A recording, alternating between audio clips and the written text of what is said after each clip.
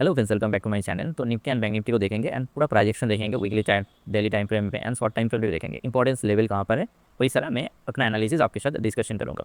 तो बेसिकली देखिए, मार्केट में वीकली टाइम फ्रेम पे अगर आप देखोगे तो मार्केट कहीं ना कहीं कंटिन्यूसली जब इस तरह से नीचे आया, यहाँ से लास्ट रिजेक्शन आया, मार्केट नीचे गैप डाउन ओपनिंग हुआ, फिर मार्केट में ये जो मूव किया ना, ये प्रीवियसली ये हाई को ब्रेक किया, यहाँ पर ब्रेक किया, इस वाले को भी ब्रेक किया, डायरेक्टली यहाँ पर ब्रेक किया वन रेल में। तो यहाँ पर एक मोमेंटम हो सकता है, ठीक है। ये बेहतरीन होता ये अगर ब्रेकआउट होता, परंतु नहीं है, ठीक है। यहाँ पर 2-3 रेजिस्टेंस का ब्रेकआउट किया है, तो यहाँ पर एक मोमेंटम होना चाहिए। तो देखिए, वीकली टाइम फ्रेम पे यहाँ पर भी मार्केट यहाँ से मैक्सिमम 6 कैंडल यहाँ पर बना चुका है, ठीक है। तो अभी क्या है, वीकली टाइम फ्रेम पे यहाँ पर एक ये जो बायस था ना, ये यहाँ से जो एक्टिव बायस यहाँ पर था, वही यहाँ पर थोड़ा पुल बैक ले सकता है, ठीक है। यहाँ से एक अपसाइड के लिए मूव हो सकता है, ठीक है। सिर्फ क्योंकि यहाँ पर 6 कैंडल नेक्स्ट टू नेक्स्ट यहाँ पर रेड कैंडल है, तो यहाँ पर प्रोबेबिलिटी के बेसिस में आप अगर देखोगे तो यहाँ पर एक ग्रीन कैंडल हो सकता है, ठीक है। तो यहाँ पर तो क्योंकि ये यहाँ पर एक सपोर्ट की तरह काम कर सकता है ये लेवल। एंड आप अगर लॉन्ग टर्म के लिए देखोगे एंड जो मार्केट का सिचुएशन अभी चल रहा है, पैनिक सिचुएशन चल रहा है, तो मार्केट यहाँ से ना डीप करेक्शन हो सकता है, ठीक है। अगर ये वायर कंटिन्यू चलता है, ठीक है, तो मार्केट मेरे हिसाब से तो रेजिस्टेंस सपोर्ट जोन ये वाला है, ठीक है। एंड उसके अगर सपोर्ट लेता है उसके ऊपर, तो कहीं ना कहीं ये जो गैप एरिया है, ये गैप एरिया पे जब 20,000 का जो लेवल है, ये गैप एरिया पे मार्केट एक रिजेक्शन वगैरह ले सकता है। अगर ये ब्रेकडाउन करता है तो मार्केट यहाँ पर आ सकता है, ठीक है। तो और एक चीज़ आपको दिखाओ, मार्केट अगर जब भी फॉल करता है, यहाँ पर कितना अभी फॉल हुआ है, ठीक है।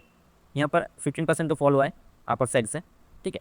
तो आप अगर प्रीवियसली यहाँ पर देखोगे ना, तो प्रीवियसली फॉल कहाँ पर है, 2020 पे एक फॉल आया था, ठीक है। तो ये वाला फॉल अगर आप कैलकुलेट करोगे, ठीक है, तो ये मैक्स टू मैक्स 39% का फॉल था, ठीक है। उससे प्रीवियसली आप अगर देखोगे, ये फॉल अगर आप देखोगे तो ये कितने परसेंट इसका था, ठीक है। यहाँ पर 15% का फॉल था। इसके नीचे जो ये वाला एक फॉल था ना, यहाँ से यहाँ तक का एक फॉल था, ठीक है। तो अगर इसको मैं देखूँगा तो ये करीबन 34% का फॉल है, ठीक है। फिर अगर पैनिक पे देखेंगे तो 2008 पे यहाँ पर 8 के अराउंड एक पैनिक आया था, तो इसमें जो फॉल आया था, ठीक है, तो इसमें 63% का फॉल आया था।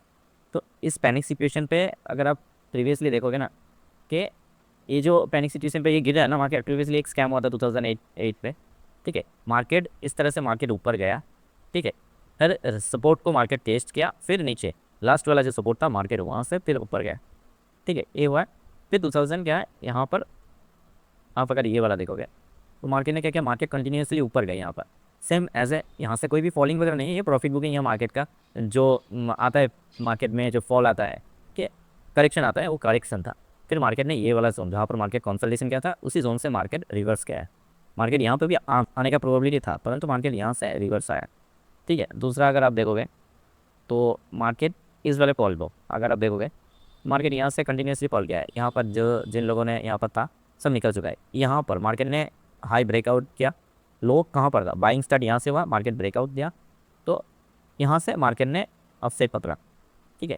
तो सेम एज वही लॉजिक यूज़ करके मैं मार्केट को भी अगर मैं प्रेडिक्ट करूँ यहाँ पर, तो मेरे हिसाब से मार्केट को ये लेवल आना चाहिए, क्योंकि ये लेवल अगर आप देखोगे यहाँ से अच्छा खासा अपसाइड के लिए मूव हुआ है, ठीक है, डेफिनेटली मूव हुआ अच्छा, परंतु ये हाई ब्रेकआउट नहीं किया।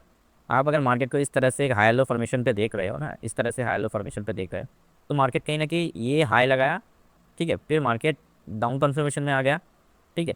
फिर यहाँ से ब्रेकआउट किया, परंतु एक्टिव जो सेलर यहाँ पर है, एक्टिव सेलर जो था यहाँ पर, ठीक है, ये ब्रेकआउट नहीं किया। इसीलिए मेरे पॉइंट ऑफ व्यू से मार्केट को इस जगह पे या इस जगह पे आना चाहिए।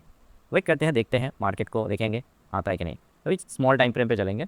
डेली टाइम फ्रेम पे अगर आप देखोगे तो डेली टाइम फ्रेम पे आप यहाँ पर देखोगे मार्केट ने एक गैप रख के गया है, ठीक है।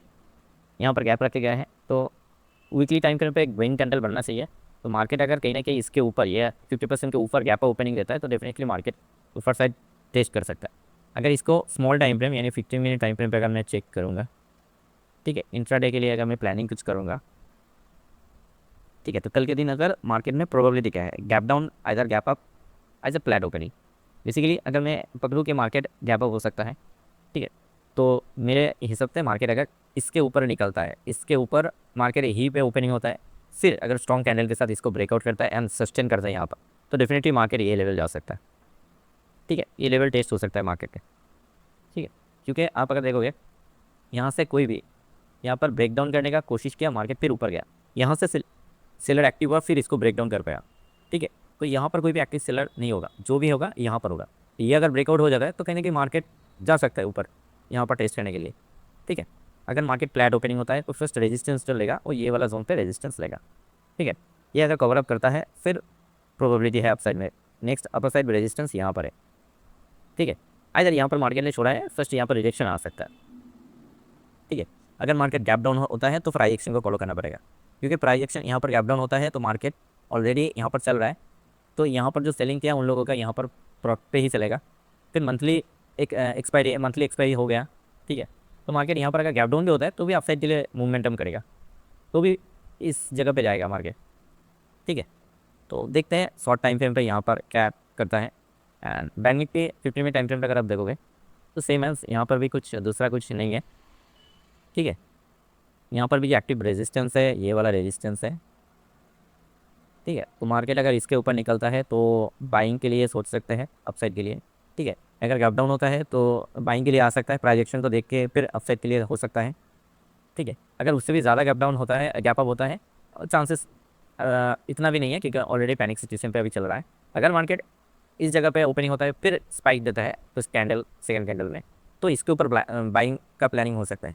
इधर यहाँ पे अगर मार्केट ओपनिंग होता है तो यहाँ पर सेलिंग के लिए ही अपॉर्चुनिटी दिखा जाएगा, कोई भी बाइंग के लिए बाइंग जब तब तक नहीं होगा जब तक इसके ऊपर, ठीक है। अपसाइड में इसके ऊपर जाना चाहिए तभी अपसाइड के लिए प्लानिंग होगा। इधर गैप डाउन ओपनिंग होता है तो अपसाइड के लिए प्लानिंग हो सकता है, ठीक है। 15